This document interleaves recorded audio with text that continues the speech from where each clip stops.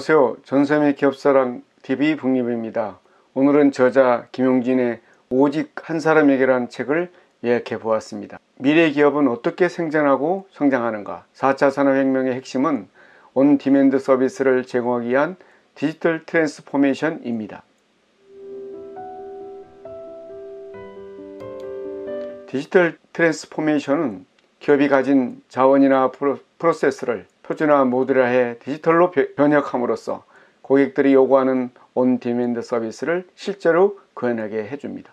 이제 북립을 시작하겠습니다. 기업이 경쟁을 헤쳐나가려면 다음과 같은 4가지를 반드시 수행해야 합니다. 첫째, 다양한 영역의 디지털 기술을 접목하면서 이를 구현할 수 있는 역량 있는 인재를 확보하고 새로운 비즈니스 모델을 만들어내는 데 노력을 기울여야 합니다. 둘째, 모든 제품과 서비스의 컴퓨터 기능이 핵심적인 역할을 수행하므로 제품과 서비스를 디지털하고 서비스하기 위한 다양한 협력 관계를 구축해야 합니다. 데이터, 애플리케이션, 인프라 등 활용해서 생존할 수 있기 때문입니다. 셋째, 글로벌화는 막을 수 없는 추세이고 반드시 가야 할 길입니다. 글로벌화가 잘된 기업의 성과가 좋다는 것을 기억해야 합니다. 마지막으로 기술적으로 측면이 쉽게 해결되면서 기업이 해야 할 가장 중요한 일은 고객이 가진 문제를 이해하고 그 문제를 풀기 위한 솔루션을 만들어서 고객이 필요한 시점에 필요한 장소에서 필요한 형태로 제공하는 것입니다. 고객이 원하는 시점에 원하는 장소에서 원하는 형태로 제품과 서비스가 제공되는 기술과 시스템이 갖춰진 것입니다. 바로 온디맨드 시스템이고 이를 통해 인류의 삶을 더욱 풍요롭고 편리하게 만드는 것이 바로 4차 산업혁명입니다. 상품과 서비스의 융합, 새로운 경쟁의 규칙, 기존의 경쟁 원인은 규모의 경제가 핵심적이었지만 앞으로는 그 자체가 무의미해질 수 있습니다. 첨단 제조기술이 더욱 발전하고 광범위하게 사용된다면 시장과 가까운 곳에서 고객이 지불할 수 있는 적절한 가격에 부품도 생산하고 완제품도 조립할 수 있기 때문입니다. 이렇게 되면 결국 글로벌화의 특징인 국제적 분업 역시 불필요해진다는 주장입니다. 4차 산업의 글로벌화는 기업이 설계한 제품을 사전에 만들어서 판매하는 기존의 푸시 방식의 수출 행태에서 디지털 플랫폼을 중심으로 고객에게 맞는 상품과 서비스가 국경을 넘어 제공되는 풀 방식으로 전환을 의미합니다. 글로벌 온디맨드 경제체제에서는 생산과 판매의 네트워크가 수평적 형태로 통합되고 디지털 플랫폼에 탑재되어 있는 고객의 문제를 해결하거나 제품을 판매하는 풀 방식의 수출로 그 무게중심이 이동합니다. 유연한 생산 운영 체제는 디지털 플랫폼에서 구동되며 특화된 역량을 가지고 있다면 소규모 자본으로 창업한 개인이나 벤처 중소기업들도 참여할 수 있습니다. 스마트 팩토리는 한마디로 개방형 제조 서비스입니다. 제조 기반이 없는 기업에 맞춤형 소량 생산 서비스를 제공합니다. 4차 산업혁명 시대에는 중소기업 또한 네트워크 협력 등을 통해 기술, 생산, 경영 방식을 혁신하고 독자적인 시장을 개척하는 능동적인 참여가 됩니다. 대기업의 공중분해가 현실화되고 있습니다. 개인 맞춤형 혹은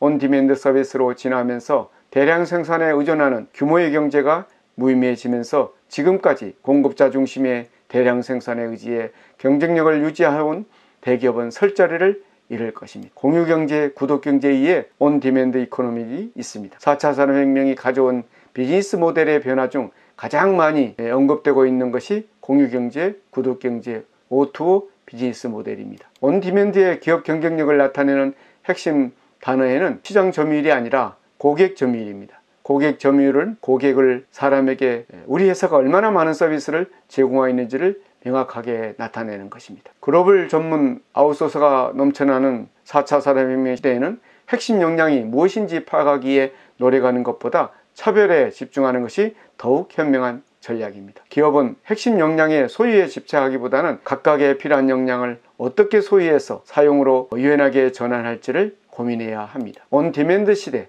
기업 성장의 비밀입니다.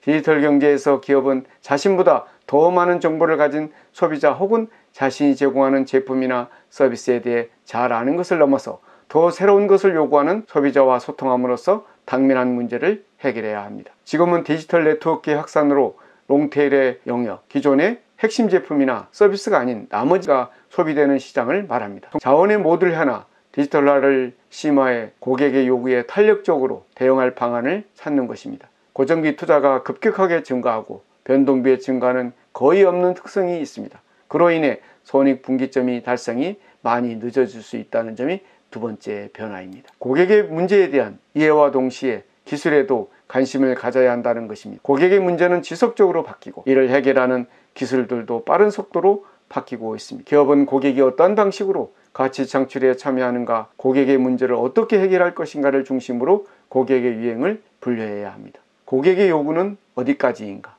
많은 기업이 혁신에 실패하는 이유는 현재 고객을 대상으로 그들의 만족도를 높이는 데 초점을 맞추고 있기 때문입니다. 현재 고객뿐만 아니라 비사용자, 잠재 고객까지도 분석해서 이러한 문제를 해결할 수 있습니다. 비즈니스는 문제 해결의 동의어입니다.